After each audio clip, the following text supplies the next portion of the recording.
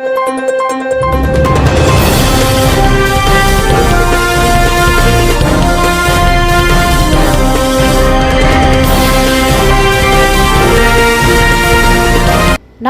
సంచలనం TV news కి స్వాగతం. వైసీపీ ప్రభుత్వం యువతను మోసం చేసి పోరు డ్రామానా? TDP MLA doctor BV Jayanageswara Reddy ఆదేశాల మేరకు తెలుగు యువత టీఎన్ఎస్ఎఫ్ సోషల్ మీడియా ఐటీడీపీ సమావేశం ఏర్పాటు.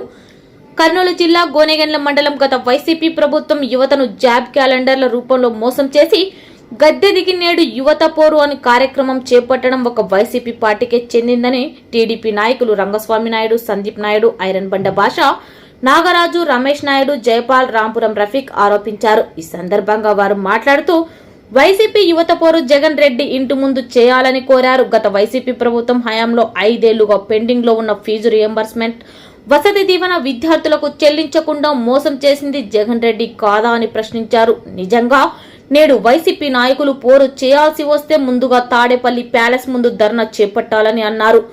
5 ఏళ్లలో గుర్తుకు రాని రియంబర్స్మెంట్, వసతి దీవెన జగన్ కు ప్రతిపక్షంలో ఉండగా గుర్తొచ్చిందా అని అన్నారు. గత మా టీడీపీ ప్రభుత్వ హయాంలో విద్యార్థుల తరపున పూర్తి ఫీజులు నేరుగా కళాశాల యాజమాన్యానికే ప్రభుత్వం అందజేసేదన్నారు. కానీ జగన్ రెడ్డి మాత్రం ప్రజార్భటంతో విద్యా దీవెన అంటూ విద్యార్థులని, వారి తల్లిదండ్రులని మోసం చేశాడని అన్నారు.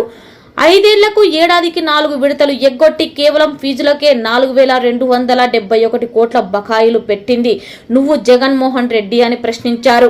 అధికారంలోకి వచ్చిన 9 నెలల లోపే కూటమి ప్రభుత్వం 788 కోట్ల ఫీజు రియంబర్స్మెంట్ బకాయిలు విడుదల చేసింది అని అన్నారు. కూటమి ప్రభుత్వం వివిధ కళాశాలలో నిలిచిపోయిన 10 లక్షల మంది విద్యార్థుల సర్టిఫికెట్లను విద్యార్థులకు అందిన చర్యలు తీసుకున్నది వాస్తవం కాదా? 2024 జనవరిలో విడుదల చేయాల్సిన ఫీజు రియంబర్స్మెంట్ జగన్ ఇవ్వకుండా విద్యాశాఖ మంత్రి నారా లోకేష్ ఆ బకాయిలను విడుదల చేస్తూ విద్యార్థులకు ఇబ్బందులు లేకుండా చేయడం వాస్తవం అని అన్నారు. మీ వైసీపీ ప్రభుత్వ పాలనలో ఫీజు రియంబర్స్మెంట్ బకాయిలు రాకపోవడంతో 2022లో శ్రీకాకుళం ప్రాంతానికి చెందిన ఓ యువతి 1వ పట్టణ పోలీస్ స్టేషన్ ముందే కిరోసిన్ పోసుకొని ఆత్మహత్యకు ప్రయత్నించింది. జగన్మోహన్ రెడ్డి విద్యార్థులకు ఫీజులు చెల్లించకుండా ప్రజార్బాటాలు చేయడం వాస్తవం. ఎస్సీఆర్బీ నివేదిక ప్రకారం జగన్ పాలనలో దాదాపుగా 2001 మంది నిరుద్యోగులు ఆత్మహత్యలు చేసుకోవడం నిజం కాదా? మీ వాయిస్ కి ప్రభుత్వ హల్లో గంజాయి, డ్రగ్స్ తో యువత భవిత నాశనమైందని అన్నారు. 2014-19 మధ్య చంద్రబాబు పాలనలో ప్రభుత్వ, ప్రైవేటు రంగంలో 12 లక్షల ఉద్యోగాలు, ఉపాధి కల్పించారు. త్వరలో యువతకు 16,347 ఉపాధ్యాయ నియామకాలు జూన్ లోపు చేస్తామని అసెంబ్లీ సాక్షిగా నారా లోకేష్ ప్రకటించారు. దానితో పాటు 6,100 పోలీస్ నియామకాలు కూడా చేపడుతున్నామని, ఇది మంచి ప్రభుత్వమని చంద్రబాబు నాయుడు చల్లటి దీవెనలతో యువత అందరూ కూడా ఉపాధికి చేరువలో ఉన్నారని అన్నారు.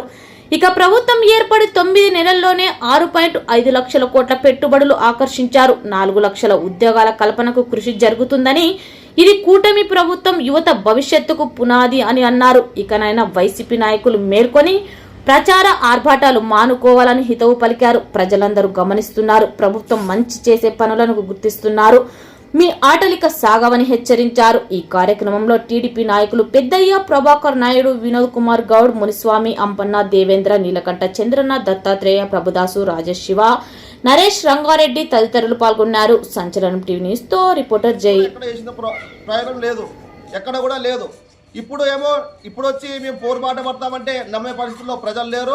విద్యార్థులందరూ కూడా సిగ్గు చేయటం అని చెప్తున్నారు. ఈ రోజు నిజంగా విద్యార్థుల పక్షాన మేము పోరాటం చేసే ఏకైక సంస్థలు ఏమన్నాయంటే టీఎన్ఎస్ఎఫ్, అలాగే తెలుగు యువత సోషల్ మీడియా అని చెప్పి తెలియజేస్తున్నాను. ఈ రోజు నువ్వు ధర్నా పోరాడిచ్చావే, ఈ రోజు విద్యార్థులు అందరూ కూడా పరీక్షలాంటికి సంవత్సరం పొడవునా ఈ రోజు నిరీక్షించి విద్యార్థులందరూ కూడా ఇంటర్మీడియట్ ఎగ్జామ్ రాయడానికి వెళ్తున్నారే, ఈ రోజు నువ్వు పోరాట దీక్ష అని చెప్పేసి ధర్నా చేస్తావా? అంటే ఈరోజు విద్యార్థుల భవిష్యత్తు అంధకారంలో నెట్టేసే పరిస్థితి ఈ వైసీపీ దౌర్భాగ్యంలో చేతుల్లో ఉందని తెలియజేస్తున్నాను. ఇప్పుడే మీకు ఎందుకు ఇంటికి పంపించారయ్యా జగన్మోహన్ రెడ్డి అంటే, ఈరోజు నువ్వు ఇచ్చినటువంటి ఫీజు బకాయిలు ఏదైతే చెల్లించలేదో వాళ్ళ తల్లిదండ్రులందరూ కూడా నీకు చెంపపెట్టుగా వారి ఓట్ల రూపంలో నిన్ను ఇంటికి పంపించడం జరిగింది. అంతేకాదు ఈరోజు ప్రభుత్వంలోకి వచ్చిన మరుక్షణమే యువతకు భవిష్యత్తు కోసం, స్వయం ఉపాధి కోసం ఈరోజు కార్పొరేషన్ల ద్వారా నిధులు కూడా కేటాయించిన ప్రభుత్వం ఏదైనా ఉందంటే మన చంద్రబాబు నాయుడు గారి ప్రభుత్వం అని చెప్పేసి ఈ సభలో తెలియజేస్తున్నారు. రాబోయే రోజుల్లో కూడా టీఎస్సీ కూడా 16,000 చిల్లర కూడా ఇవ్వడం జరిగింది. అలాగే 6,100 పోలీస్ నియామకాలు కూడా చేపట్టడం జరుగుతుందని చెప్పేసి ఈ సభాముఖంగా అసెంబ్లీలో కూడా నారా లోకేష్ గారు కూడా తెలియజేయడం జరిగింది. తొందరలోనే ఈ వైసీపీకి గోరి కొట్టే రోజులు సమయం ఆసనమైనది.